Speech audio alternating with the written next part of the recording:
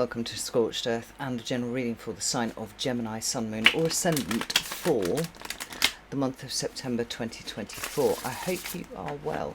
I'm using the Wild Unknown Tarot for you today. Before we begin, if the reading resonates and you'd like to go a little bit deeper, there will be an extended that you can access at the end. That is link number 1 in the description box. The second link in the description box is to my private community, the Order of the Phoenix. It's over on the Circle platform. You can get extended access to all of the extended content for no extra cost beyond the membership fee and hang out with an extraordinary group of people.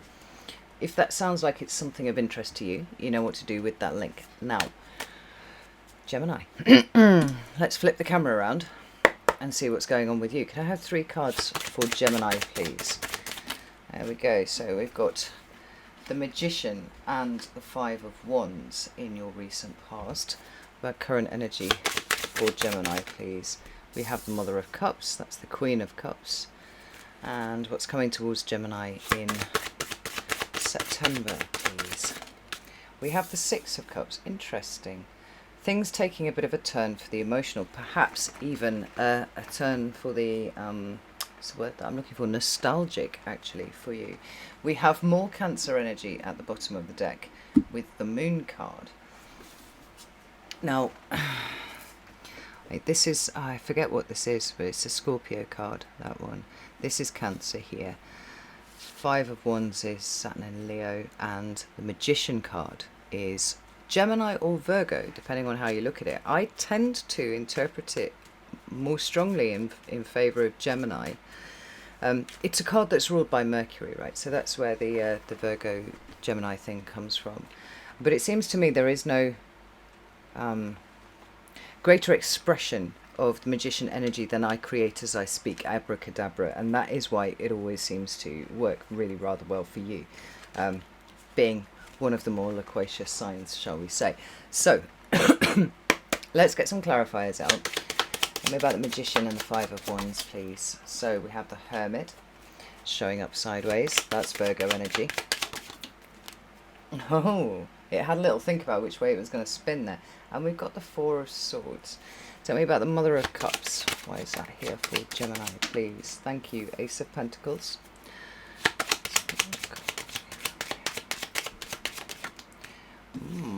Hanged Man, 2 of Pentacles. Interesting. There's the evolution of something going on here.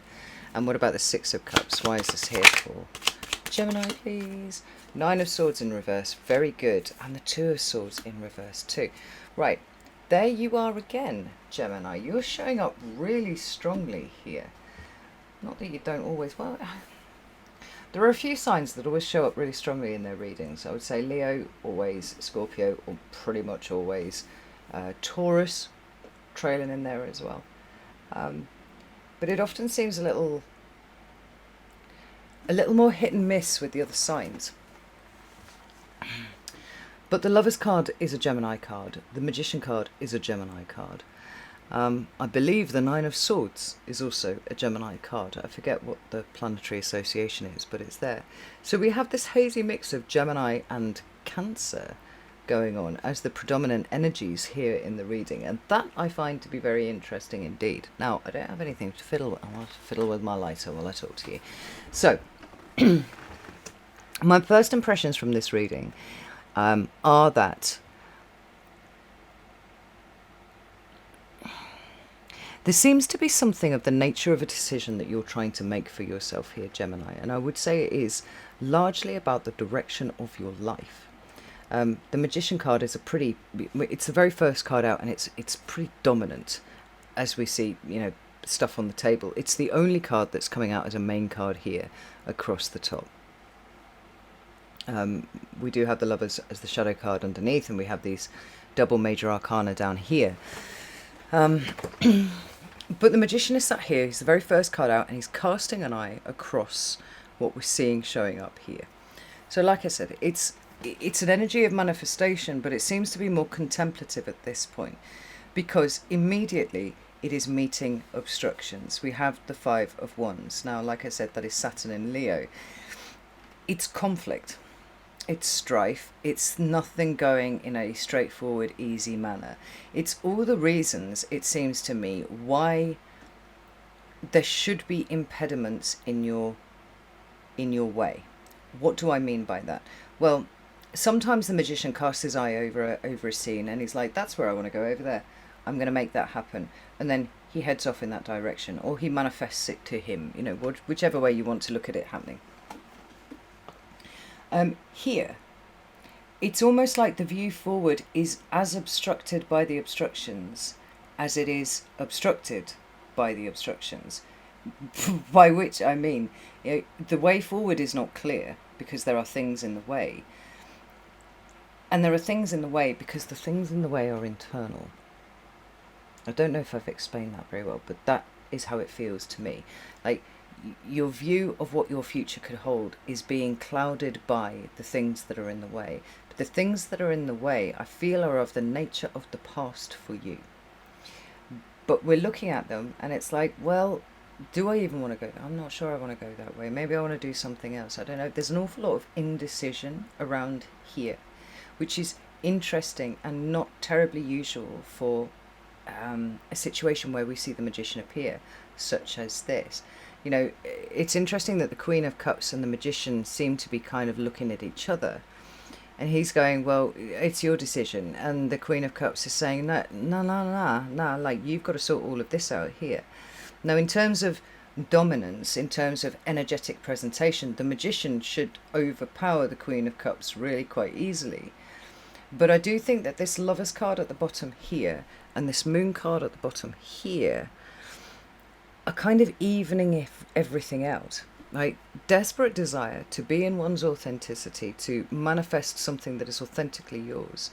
Over here, though, there are emotions and they are obscured, they're cloudy, they don't seem to know what the problem is, but they recognise that there's a problem. The magician knows that there's a problem, but he doesn't seem terribly sure what this problem is either. And so, with these cards being in your recent past, I would say that you have felt highly conflicted about your next move forwards. Like, where do I invest my energy? Where do I go from here? As I've been doing readings all morning, actually, let me just grab a drink of water here. And the very first meditation that I did before the first reading today, and I do a little meditation between each side. Before I do any reading at all, I start a meditation. What came through in the Libra one, which was the first one that I did this morning, was a message that felt like it applied to Libra, but also because of Libra's position as the current home of the South Node, that it had a wider applicability to the collective than just Libra, right? Kind of spread out beyond. And that message was, August was the month that changed everything. Whether we realise it or not, and I would imagine with so many planets in retrograde, it was very difficult to see anything clearly, I think. Mercury is now winding down its influence, its retrograde influence. We've got another few weeks of that yet.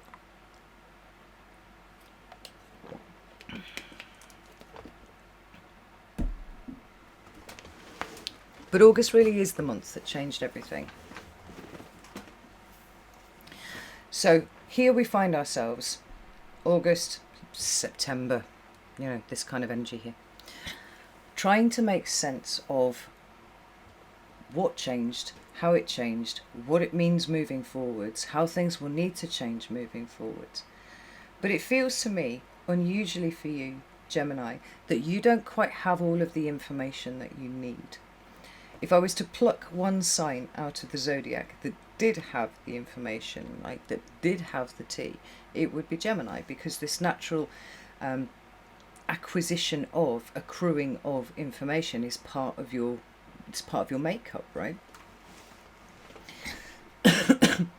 And to compound matters, to make things worse, we have the Hermit here also not showing up and not in the reverse. Now, this is important because the two meanings of the Hermit are about, you know, the internal journey, going within to look for the answers.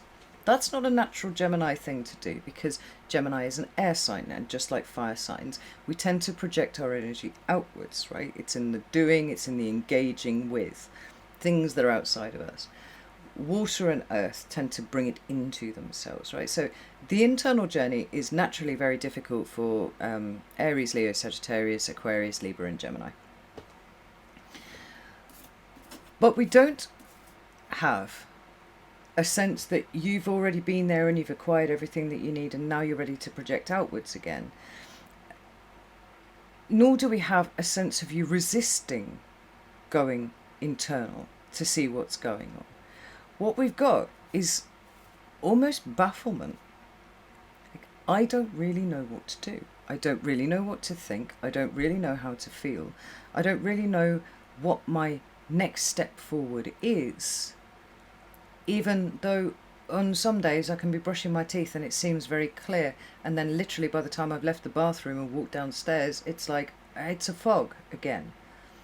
This is what I'm feeling for you here, Gemini. And it feels like it's kind of irritating you more than anything.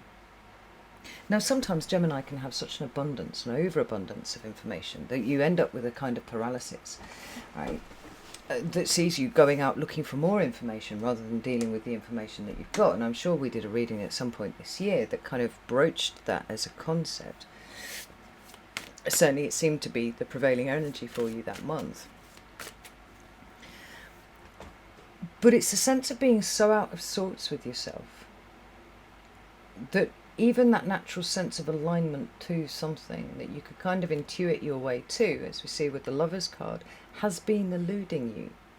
It's like, not only do I not know, do I not understand, do I not feel like I have all of the information, and you would be correct on that score, Gemini. It's like the universe that usually guides me through information, throwing information at me, is just sort of looking at me, waiting for me to do something. And I don't know what to do.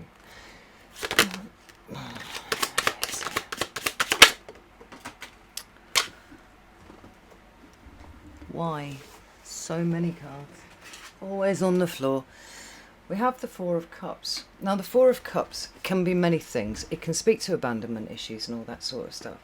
But genuinely speaking, and there's the Queen of Cups at the bottom of the deck. This was really interesting.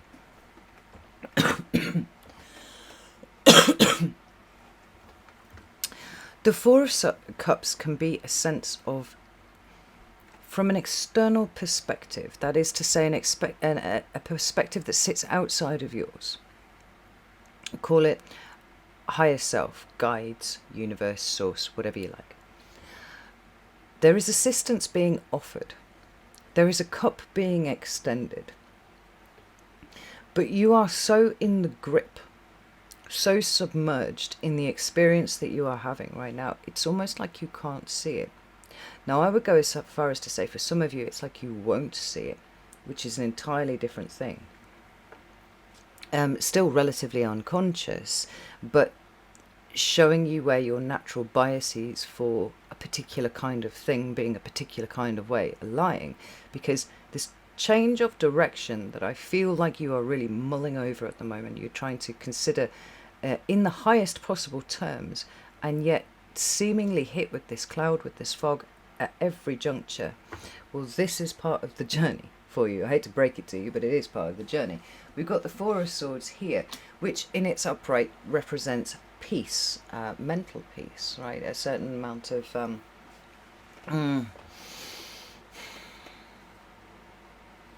the healing that comes from being able to step back and be objective about a situation, right? When the Four of Swords shows up, it's not uncommon for it to show up after the Three of Swords, and this is a good thing, right? Because we've got information and emotion colliding. We've got a change of perspective that is happening, and certainly, you know, no small amount of pain and whatnot to deal with too. But it represents that there is some sort of movement. This Four of Swords does not represent a peaceful mind. It does not represent a meditative state. It doesn't represent objectivity. It's more of this same cloudy, foggy energy. Like, it's like an inability to be able to step back and perceive your circumstances as they actually are, versus what you're even having trouble perceiving them to be at this point, because everything is shrouded in fog. And it's not like you can lean back on the light of the lantern of the Hermit, because it's almost like you don't know where to look for this. And this sense of personal tension and this personal strife, when we know that there's an issue and it seems to be being ping-ponged backwards and forwards between the Magician and the Mother of Cups, it's like, well, yeah, I would do all within my power to fix it if I could work out what the fuck it was that was wrong.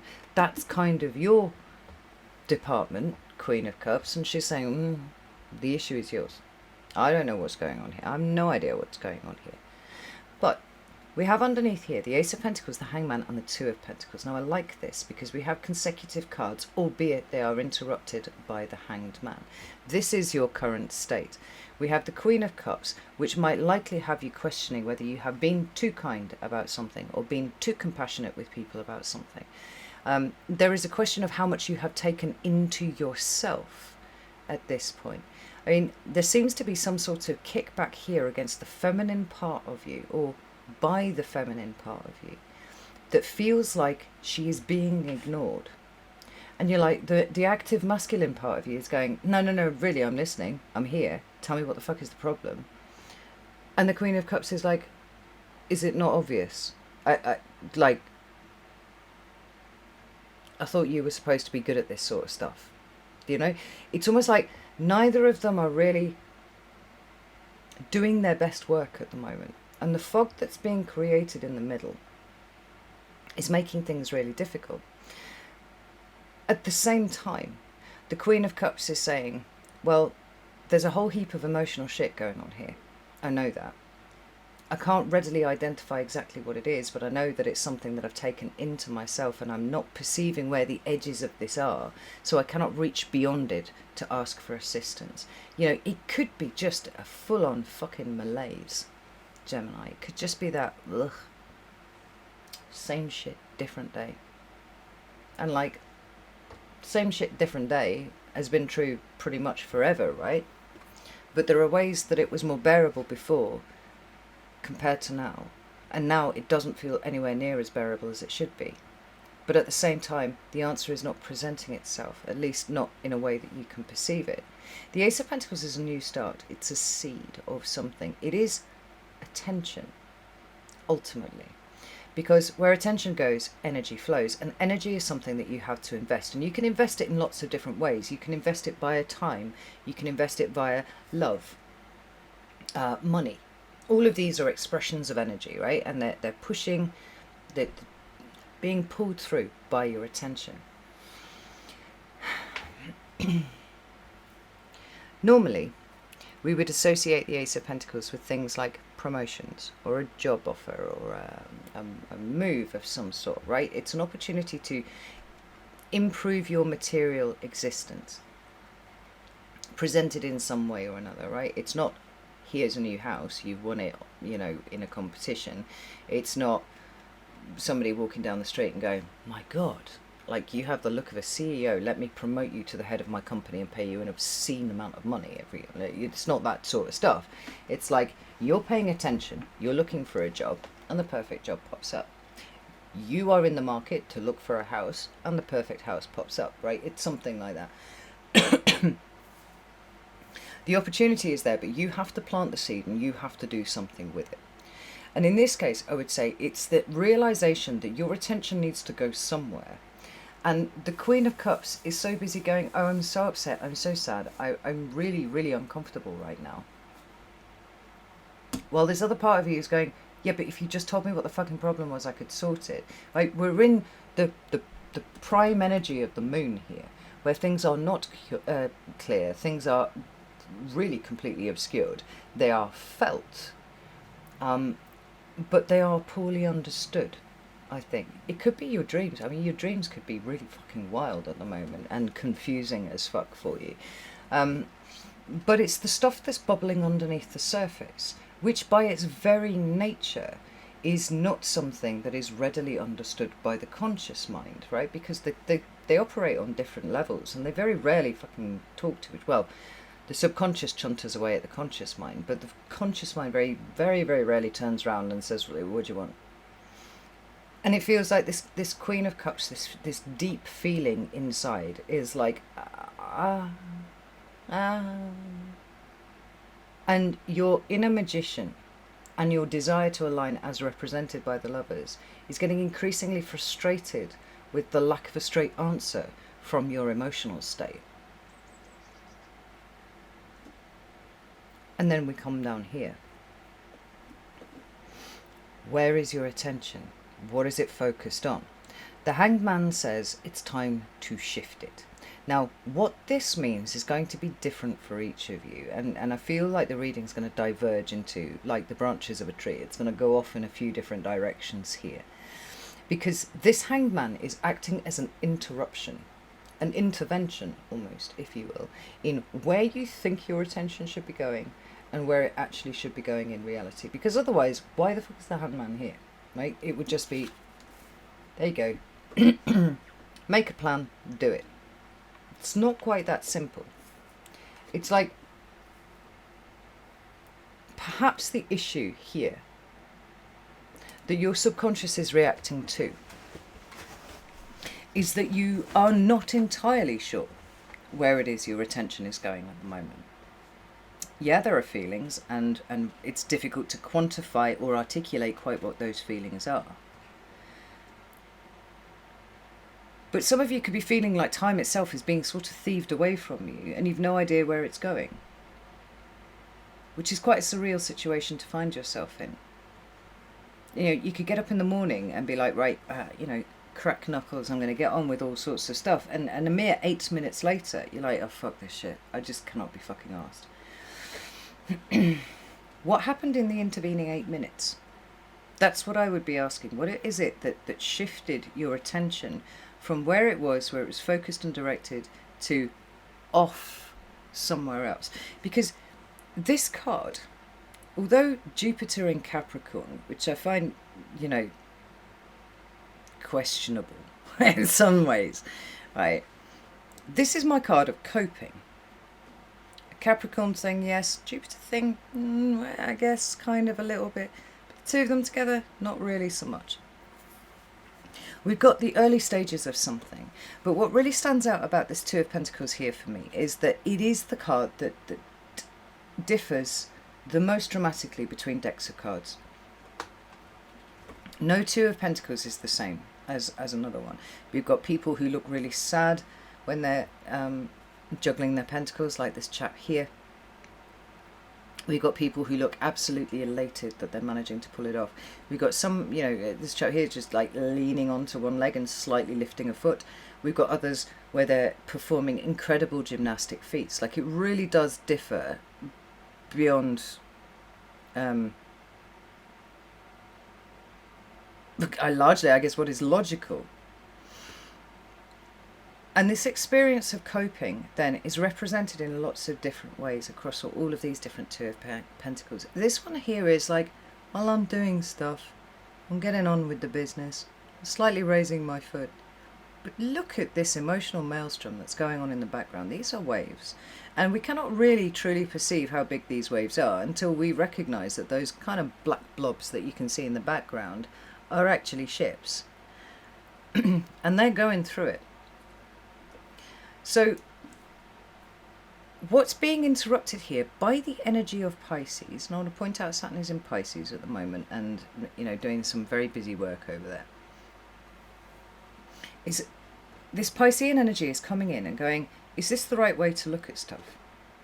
Like, is this the way that we progress? Like, what are we feeling? What is it about? Like, how can we turn this entire situation upside down and look at it from a different perspective? Because whatever the present is right now, it feels like there's almost abortive attempts to get things off the ground. And they just keep withering on the vine. We're going to extend the analogy of plants, right? You've got seedlings. You planted a seed. It's broken the surface. And now it's just flopped over. It's not very happy. Or perhaps it hasn't even broken the surface at all. And you're like, I was so excited when I planted all these seeds. And like, where the fuck are you? What's going on? What's happening? All of this has the hallmarks of somebody who's trying to push in a direction before the subconscious is ready to go. Your subconscious actually feels to me like it's pulling in a different direction. But because it can't articulate what it's feeling, because it cannot bring it to your conscious mind in a way that is clear and makes sense, such that action then could be taken about it. We're just running this funny little dance, like round and round in circles. And in the meantime, there's emotional stuff that's going on in the background that seems to me is looking to try and come to a head.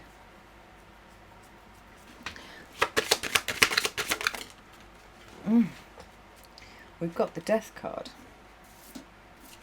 right there. Card of Scorpio in the Major Arcana.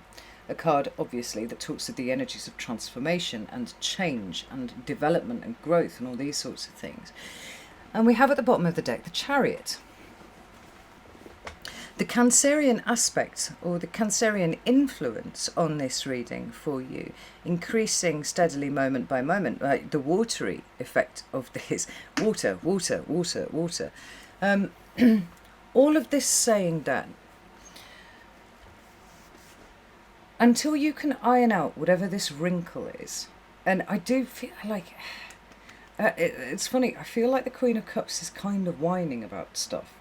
Now, as a fellow masculine sign, such as you are, Gemini, right? I'm a Leo, so I'm fire sign, outward expression of energy and all that kind of thing. I find that when my emotions start bleating on about stuff, I'm like, yeah, what do you want? What do you want? Yeah, but what do you want though? Yeah, okay. Yeah, that's not even that important, really, right? And I carry on the business of kind of being outward facing and trying to deal with all of those things. I get irritated by the sound of my own emotions crying out for help.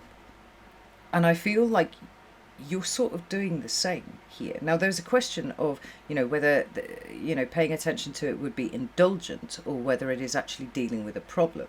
And I would say here for you, it is dealing with a problem, because your subconscious has identified something that it is deeply unhappy about. And although you may not be thinking about it consciously, it is affecting your conscious action out here in the world. And wherever you're trying to put your energy, it's just not taking hold in the way that it should be. Ergo, something needs to change.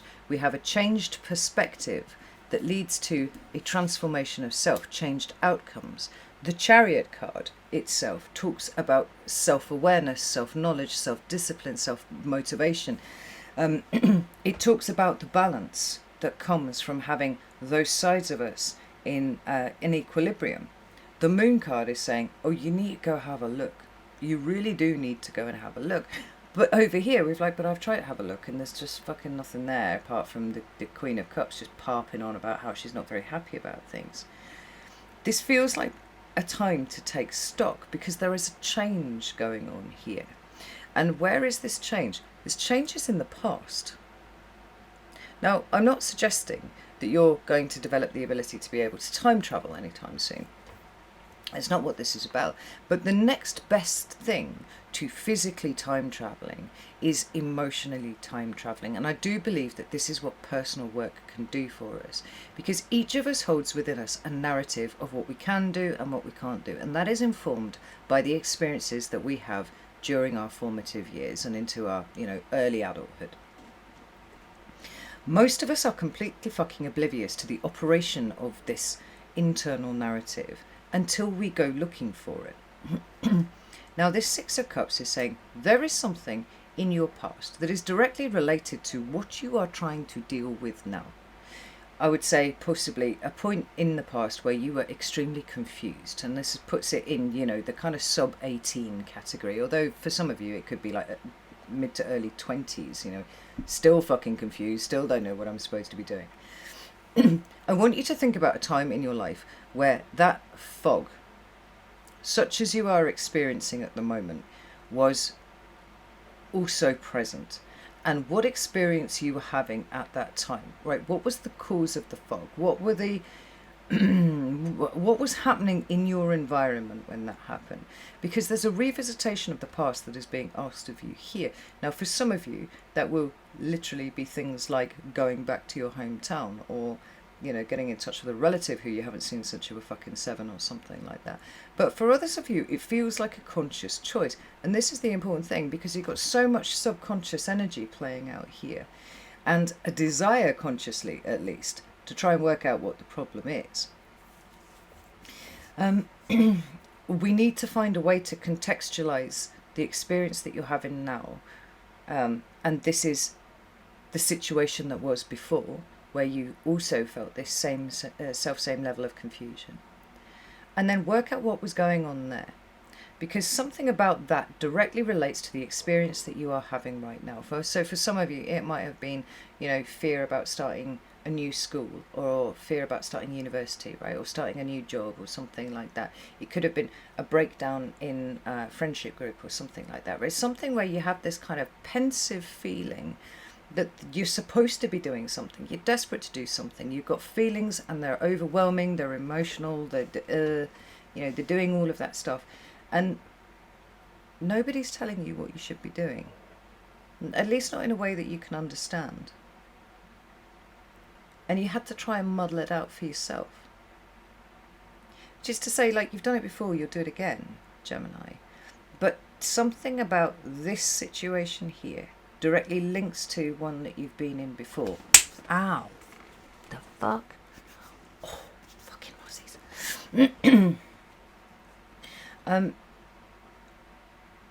And the key to unlocking the fugue that you find yourself in right now is going back and looking at that situation again.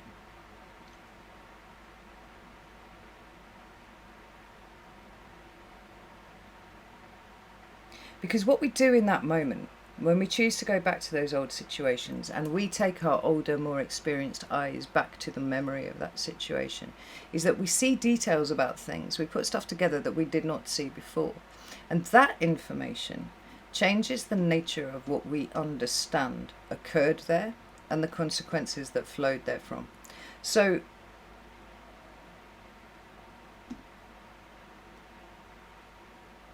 sorry, my brain just popped. This is no words.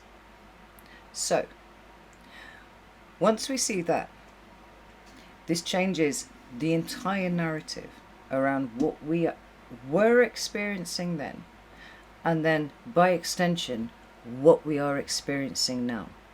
Because it's not what you think it is now, and it wasn't what you thought it was then either.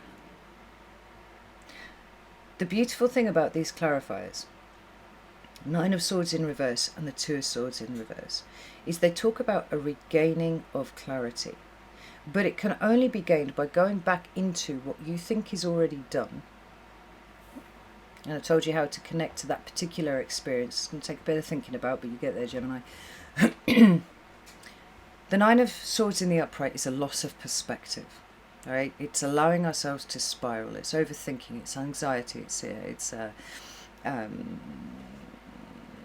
when you can't sleep. Whatever that's called, because that's just gone out of my head as well. Insomnia, thank you. When it's reversed, what we are doing is regaining perspective. We're pulling everything straight. What's happening here is that something of yours is out of whack. It's not in your conscious mind, although maybe your conscious mind could do with practicing a little bit more compassionate communication with your subconscious. The issue is in what your subconscious has identified as threatening or otherwise unpleasant about where you find yourself right now. It's trying to protect you. It's trying to look after you. But it doesn't have words to communicate, so it can only send signals. It can only send feelings. It can only send a sense of, well, fuck, I'd rather put pins in my own eyes than actually sit down and write that email. I'm going to go do something else instead. These sorts of things. Maybe as Geminis don't get that kind of thing. I get that kind of thing all the time. The Two of Swords is a card that I quite often refer to as willful ignorance. Not because we're going fuck, I'm not even going to think about that. It's because it's the subconscious, as an act of protection, kind of screens off part of our experience so that we don't have to feel confused or threatened or whatever it is. It just buries that shit. But it doesn't go away. We still know that it's there, and it's still informing our decisions moving forwards. So when we see this card reversed, What's going on is that things that we did not see before are starting to emerge as factors that will help us in a decision that we are trying to make, by helping us understand ourselves better. That's what's happening here. Because I do think on the other side of this process, whatever this is, and this is quite unlike any of the other readings that I've done for the other signs this month, on the other side of this process, there is the clarity that you seek. And the Magician and the Lovers will be able to do their job. But I feel like the Lovers is also a comment on the actions of the Magician and the Mother of Cups, or the Magician and the Hanged Man, the Magician and the Moon, the Magician and the Chariot. Like, all of these watery cards have a place at the table. They have a part to play. The Lovers card is about balancing and, creating union and harmony between polarized forces. It's like bringing it into balance. It's bringing everything into alignment so that conscious co-creation is something that can occur.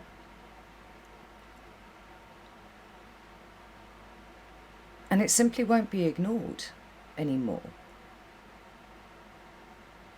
The answer's in your emotional stuff, but in a very specific place, where you felt the fog, where you felt the confusion, where you feel this indecision about the right movement forward. All of your answers lie there, Gemini. This is really, really fascinating.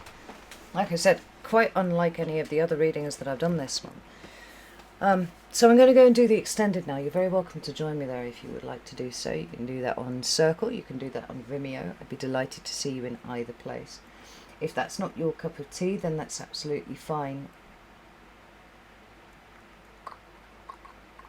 You've got to feel your way through this one though, Gemini. Feel first, make sense of later, right? Switch the order of dominance around. Because I think you'll be surprised how quickly you come to the answer. And when you do that, everything is going to make a lot more sense. And your future movements, right, the kind of future that you're actually trying to set out for yourself, or thrash out for yourself right here, or at least a plan for it, it's closer than you think. All right, I'll leave it there. Know that I love you all very, very much, and I'll see you soon.